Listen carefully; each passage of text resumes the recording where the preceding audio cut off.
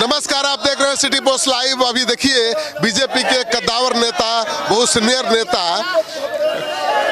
निर्दलीय पर्चा भर के बाहर निकल रहे हैं, रामजन्म शर्मा। तो बीजेपी के बहुत पुराने नेता हैं, बहुत कद्दावर नेता हैं, लेकिन जब बीजेपी ने टिकट नहीं दिया तो बगावत कर दी है और निर्दलीय चुनाव मैदान में उतर गए हैं। अभी पर्चा दाखिल करके बाहर निकल रहे हैं, सैकड़ों समर्थक उनके साथ हैं। पालीगंज विक्रम जो है माले का गढ़ रहा है, लेकिन इस गढ़ को भेदने का काम पहली बार उन्होंने ही किया था। पहली बार बीजेपी का झंडा लहराया था, लेकिन उसके बाद इनको कभी मौका नहीं मिला। इस बार भी बीजेपी ने ये सीट, इनकी सीट पाली सीट को एलजेपी के कोटे में दे दिया है। तो अब ये विद्रोह कर चुके हैं, बगावती तेवर अपना चुके हैं और निर्दलीय चुनाव मैदान में उतर चुके हैं। तो हम तस्वीर दिखा रहे हैं रामजन्म शर्मा का। रामजन्म शर्मा के समर्थक यहाँ पर मौजूद हैं और नारा लगा रहे हैं कि रामजन्म शर्मा मत घबराना, तेरे पीछे सारा जमाना। तो सैकड़ों समर्थक उनके यहाँ पर पहुँचे हुए हैं, सुबह से ही इंतजार कर रहे थे। नामांकन पर्चा दाखिल करने के बाद शर्मा जी अब पहुँचे हैं, तो शर्मा जी पहुँच गए हैं, उनसे भी बात करते हैं बाहर आएंगे तो तस्वीर हम दिखा रहे हैं शर्मा जी की। देखिए रामजन्म शर्मा ने अब पाली विधानसभा सीट से अपना पर्चा दाखिल कर दिया है और दाखिल करने के बाद वो बाहर निकल रहे हैं। उनके समर्थक नारा लगा रहे हैं। तो रामजन्म शर्मा अपना पर्चा दाखिल कर चुके हैं पाली विधानसभा सीट से। बीजेपी के बहुत सीनियर नेता है, कद्दावर नेता है।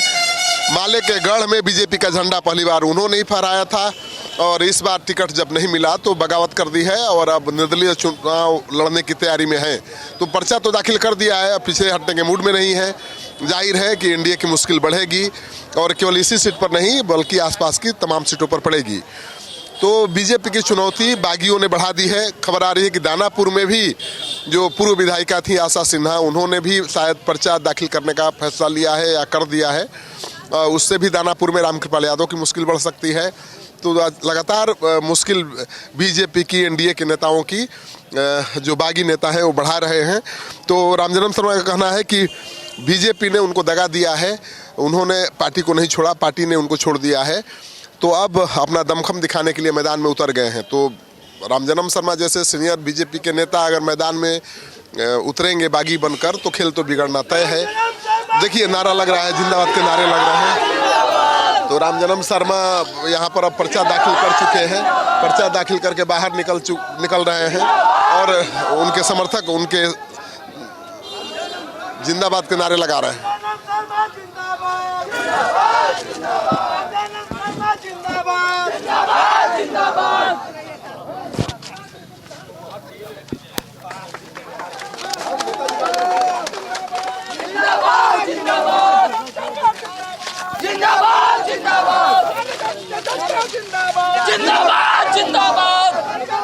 तो देखिए रामजन्म शर्मा को फूलों से लाद दिया है उनके समर्थकों ने।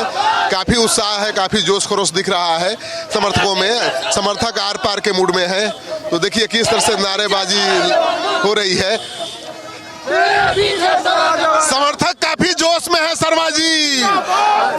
समर्थक के ही निर्देश का पालन कर रहा हूं मैं सर। यहाँ इन्हीं के आदेश का पालन करने मैं पालीगंज की धरती पर पहुंचा हूं और इन लोगों से पारिवारिक रिश्ता है। यहाँ के परिवार के लोग हमारे हमको जिताने का एकदम संकल्प लिया है कि यहाँ से विधानसभा में आपको भेजने का काम करेंगे और मैं संकल्प के साथ कर रहा हूँ कि इनके साथ हर दुख सुख में हमेशा जिस प्रकार से खड़ा रहा हूँ 15 वर्षों से खड़ा रहूंगा और यहाँ के समस्याओं का निदान का हर संभव प्रयास करूंगा। यही मतलब। यहाँ पर तो आपने बीजेपी का खूंटा गाड़ा था, इस बार अब अपना ही खूंटा गाड़ना है रामजन्म शर्मा का। पार्टी मैंने मेरे साथ अन्याय किया है, अन्याय का जवाब यहाँ की जनता अपने कमर कस लिया है कि पार्टी को बता देंगे कि पार्टी के पास दम है कि जनता के पास दम है। जनता के पास नेता बनाने की ताकत है, नेता बनाने का ताकत है। जिंदाबाद जिंदाबाद जिंदाबाद। हमारा नेता कैसा हो, हमारा नेता कैसा हो। तो देखिए कितना स्वागत हो रहा है, कितना जोश है रही है और कार्यकर्ता लगातार नारे लगा रहे हैं, तो काफी जोश दिख रहा है कार्यकर्ताओं में।